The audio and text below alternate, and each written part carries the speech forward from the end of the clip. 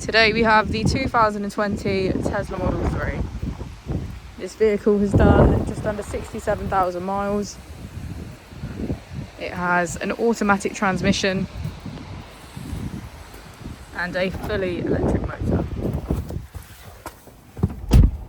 On our user interface, we're met with navigation as a feature, as well as an overview of the vehicle. This allows us to open the bonnet, charging port and boot, all from within inside the car.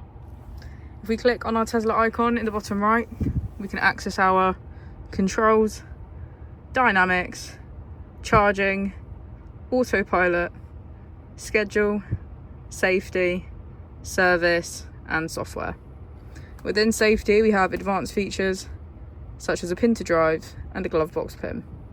If we go back into software and click on additional vehicle information, we can get a deeper analysis of the vehicle spec.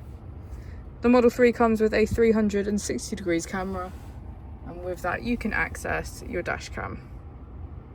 If we press here, we can access our climate control with heated seats on either side. As we go into the back of the vehicle, we can see that it has a full leather black interior and get a good view of our panoramic roof.